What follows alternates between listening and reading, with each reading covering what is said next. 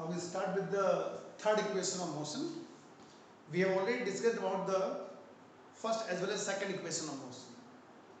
In first equation, v2 equals to v1 plus a t2 minus t1. That is also known as velocity time relation. And the second equation of motion, x2 minus x1 equals to v1 t2 minus t1 plus half a t2 minus t1 का square. And that is also known as displacement time relation or position time relation. Third equation of motion, that is known as velocity displacement relation. Basically it's the combination of first and two. First equation और second को मिला दें, time को eliminate कर दें तो third equation बन जाएगा. तो थर्ड इक्वेशन फर्स्ट और सेकंड इक्वेशन की हेल्प से बना है. तो हमें सेकंड इक्वेशन ऑफ मोशन में टाइम को एलिमिनेट करना है with the help of first equation. तो अपने आप आपको थर्ड इक्वेशन मिल जाएगा. तो फर्स्ट इक्वेशन से टाइम की वैल्यू निकालो. तो v2 minus v1 equals to a t2 minus t1. So t2 minus t1 equals to v2 minus v1 upon a. Putting this value in second equation, x2 minus x1 equals to v1 v2 minus v1 upon a plus half a v2 minus v1 upon a का whole square. So x2 minus x1 equals to v1 v2 minus v1 square upon a plus half v2 square plus v1 square minus 2 v1 v2 upon a. और x2 minus x1 equals to 2a LCM ले लिया, 2 v1 v2 हो गया, 2 v1 square हो गया plus v2 square plus v1 square minus 2 v1 v2 और 2a x2 minus x1 equals to, ये cancel हो जाएगा, v2 square minus v1 square. ये थर्ड इक्वेशन बन गया. v2 square minus v1 square equals to twice of acceleration x2 minus x1. और अगर आपको सिंपल फॉर्मूला इसी का बनाना है, जो थर्ड इक्वेशन आपने पढ़ रखा है 9th क्लास में, v square equals to u square plus 2as, वो भी यहाँ से बन जाएगा. कंडीशंस लगानी है केवल. If t1 equals to 0 then x1 equals to 0, या x1, चूंकि हम लोग x1 0 लेके चले थे, t2 equals to b, यहाँ v1 हो जाएगा u, t2 equals to b, x2 equals to x and v2 equals to b. ये वैल्यूज यहाँ लगा दो. दो क्या मिलेगा, 2ax equals to v square minus u square, या 2a s लेके जोड़ दो x s बन जाएगा. ये थर्ड इक्वेशन बन गई. Clear? So the combination of first and second, और इससे आपको थर्ड इक्वेशन बना, वेलोसिटी डिस्प्लेसमेंट रिलेशन. टाइम नहीं आएगा इसमें. क्लियर? और एक फोर्थ इक्वेशन लेके चल रहे हैं हम लोग nth टाइम के लिए, distance covered during nth seconds. Distance during nth seconds.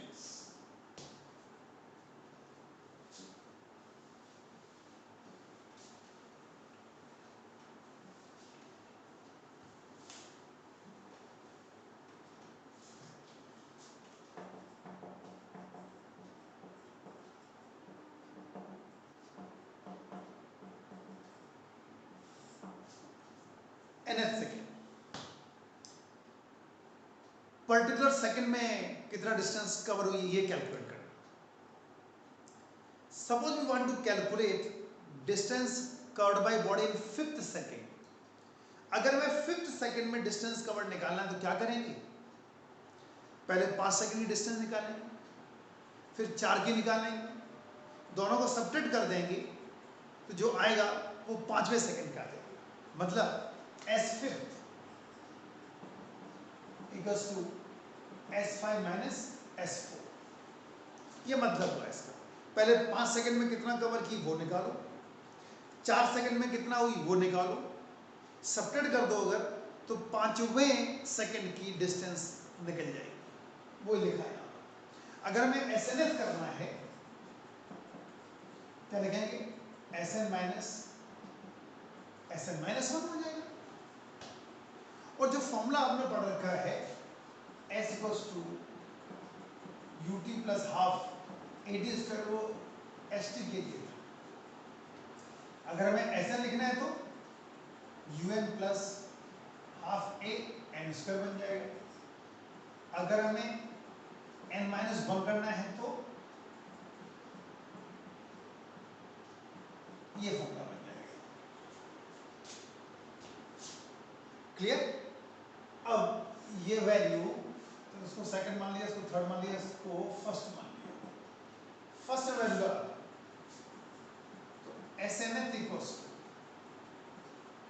UN plus half AN square minus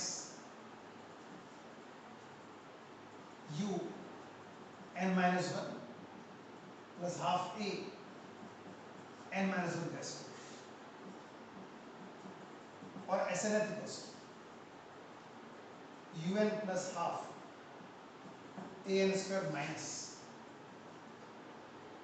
UN minus U plus half A N square plus 1 minus 2N। A minus B का whole square का formula लगा। और SNF equals to UN plus half AN square minus UN minus U minus half AN square minus half A plus AN। Bracket को भी खोल दिया तो ये कैंसिल हो गया, ये कैंसिल हो गया।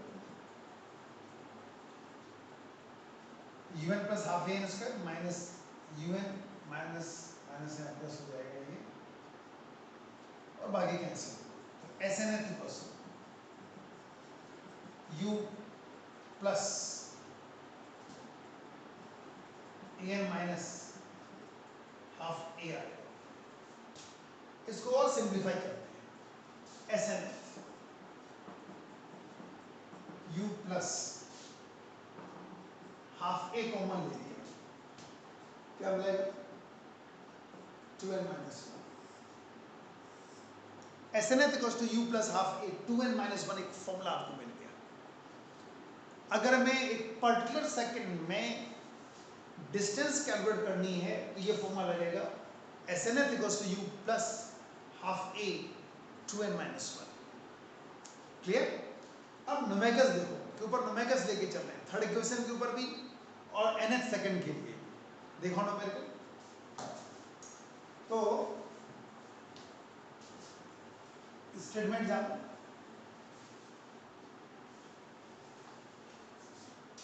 So ये statement, brakes are applied to a train traveling at 72 km/h after passing over 200 meter. Its velocity is reduced to 36 km/h. At the same rate of retardation, how much further will it go before it is brought to rest? ये question, मतलब brakes are applied to a train traveling at 72 km/h. That means initial velocity given है 72 km/h means 20 meter per second.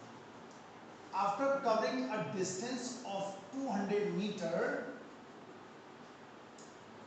speed reduced to 36 km. That means 10 meter per second. Now, at the same rate of retardation, how much further it will go before coming to rest. तो पहले हमें acceleration तो निकालना ही पड़ेगा.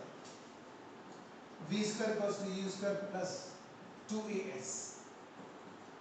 ये 10 का square हो गया, 20 का स्क्वायर हो गया और s हो गया 200. 400 a equals to 100 minus 400 minus 300 a equals to 3/4 metre पर सेकेंड स्क्वायर. रिटार्डेशन होगा तो minus 3/4 मीटर पर सेकेंड स्क्वायर. अब एट द सेम रिटार्डेशन अगर ये रिटार्डेशन लगता रहे तो कितने डिस्टेंस बाद ये रुक जाएगी. फिर ये थर्ड इक्वेशन लगाइए.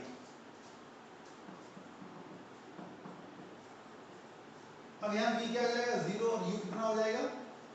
जो v था, जो इसकी फाइनल स्पीड है वो सेकंड स्टेप में क्या बन जाएगी इनिशियल स्पीड, और फाइनल क्या हो जाएगी 0 ब्रॉट टू रेस्ट, यानी कि वो फाइनल स्पीड क्या हो जाएगी 0, और जो सेकंड स्टेप में इनिशियल वेलोसिटी है वो फर्स्ट स्टेप की फाइनल स्पीड के बराबर होगी. तो इसलिए u हो जाएगा 10. ये तो जो निकाला हमने वही रहेगा. 0 100 minus 3/4 into 2 into s. So s equals 100 into 2/3, 200/3 metre. ये न्यूमेरिकल, ये थर्ड इक्वेशन बेस्ड न्यूमेरिकल था. टोटली थर्ड इक्वेशन लगा इसमें, दोनों ही स्टेप में थर्ड इक्वेशन ही लगा है. अब एक न्यूमेरिकल लेके चल रहे हैं nth टाइम्स में लगे, nth सेकंड बाद वो लेके चल रहे हैं. सुने statement. A body covers 12 metre in second and 20 meter in fourth second. Find what distance the body will cover in 4 seconds after the 5th second. नहीं समझे? स्टेटमेंट सुने दोबारा से. अब body covers 12 metre in second का मतलब जानो क्या है second.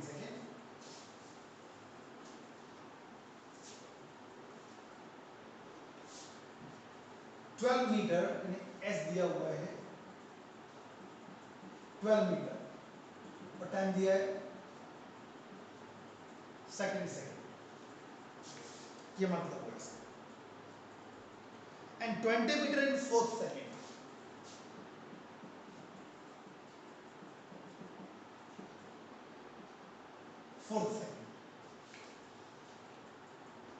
Find what distance the body will cover in 4 seconds after the 5th second. S9 minus S5. S4 calculate करना है. S4 नहीं, S4 after the 5th second. 5 और 4 9 हो गए. Sn minus S5 equals to S4. ये calculate करना है. तो न तो हमें u पता है न एक्सेलरेशन पता है. u और एक्सेलरेशन के लिए ये जो डेटा गिवन है वो यूज करेंगे हम लोग. तो दो कैसे करेंगे. Sn equals to u plus half a 2n minus 1. ये हो जाएगा 12 u plus half a 2 into 2 minus 1. So u plus half. अब ये 3 हो जाएगा. ये बन जाएगा equation. Second 20 goes to u plus half a 8 minus 1. ये हो जाएगा u plus half, ये जगह 7a हो जाएगा. दो इक्वेशन आ गए, दो ही वेरिएबल, दोनों ही निकाल सकते हैं हम। 12 equals to u plus 3/2 cancel हो गया, ये 8 बचा। ठीक, ये जाएगा 7 माइनस 3/2 इंटू 8, 7/2 माइनस 3/2। ठीक, ये कितना बचा भाई? 4/2 2 बचा, यानी 4 हो गया। एक्सेलरेशन आ गया 4 मीटर पर सेकेंड स्क्वायर। ये 8 बचा, 7/2 माइनस 3/2। ठीक, तो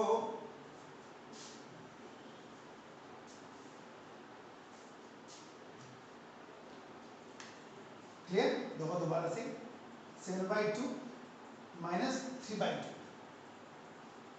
2 आप इधर भी कर दो चाहे तो 16 इक्वल्स टू कितना बचा? 4 8 कितना हो गया?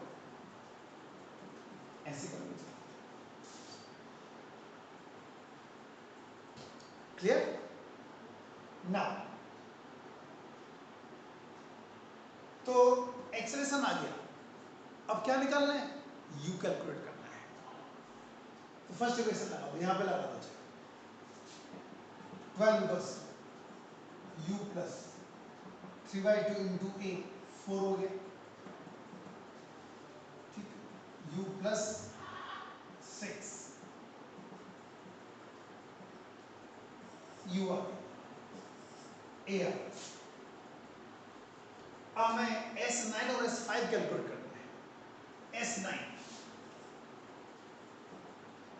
9u प्लस हाफ a, 9 का स्क्वायर, u कितना आया? 6,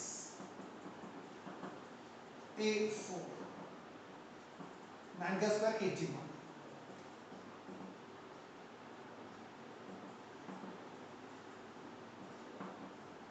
ठीक,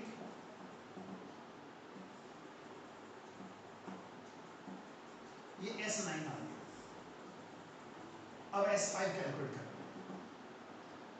5u plus half a 25, 5u 6 है, a 4,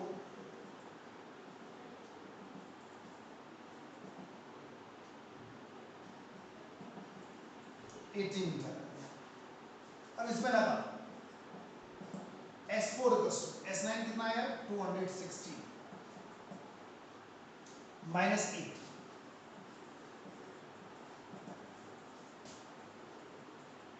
ठीक,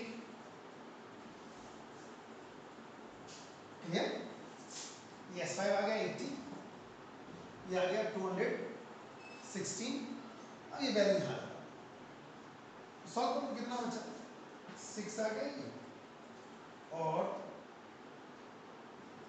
136 मीटर। समझ गए? एक न्यूमेरिकल और लेके चलते हैं, एक न्यूमेरिकल और लेके चल रहे हैं हम लोग।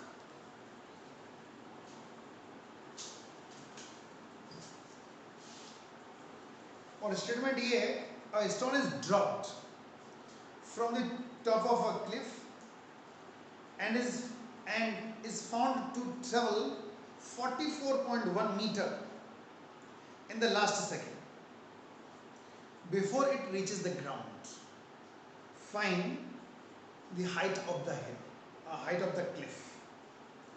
For example, a stone is dropped from the top of the cliff and is found to travel 44.1 meter in last second before it reaches the ground. Find the height of the cliff. जाओ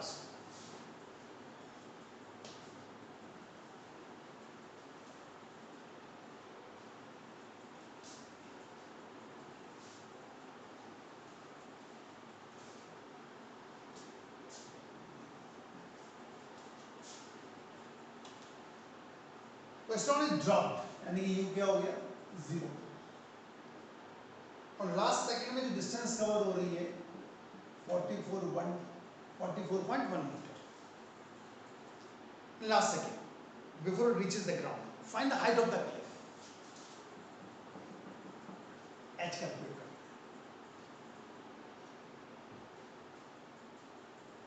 तो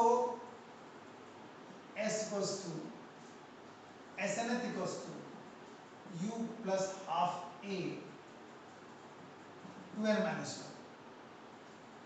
अब SNF हो जाएगा U plus half G लग जाएगा यहाँ पर. Gravity लग जाएगी क्योंकि ड्रॉप कर रहे हैं ऊपर फेंकोगे तो वहां एक्सेलरेशन क्या बन जाएगा? Acceleration due to gravity. तो 44.1 इक्वल्स टू 0 है. 9.8 by 2 2n minus 1. 44.1 equals to 4.9 2n minus 1. So 2n minus 1 equals to 44.1 upon 4.9.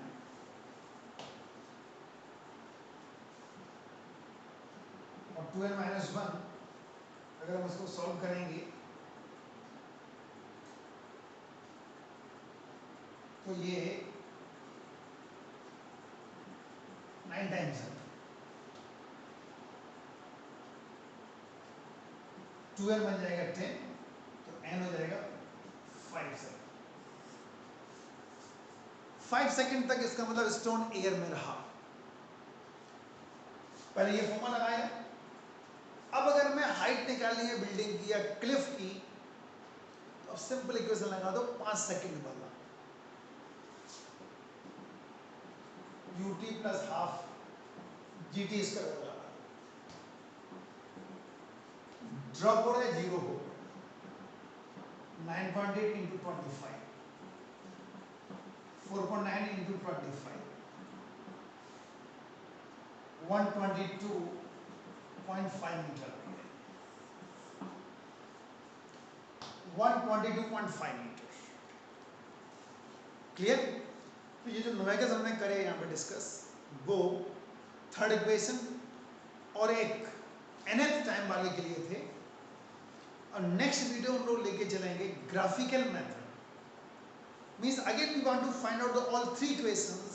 Again we want to prove all three equations by graphical method. Graph की help से हमें solve करना है. ये तो analytical method था. Analytical method जो अभी हमने इक्वेशंस प्रूव किए हैं वो एनालिटिकल मेथड था. अगले वीडियो में लेके चलेंगे ग्राफिकल मेथड. ग्राफ की हेल्प से ही हमें all three equations find out कर रहे हैं. वो ग्राफिकल मेथड कहलाएगा जो हम लोग अगली वीडियो में लेके चलेंगे.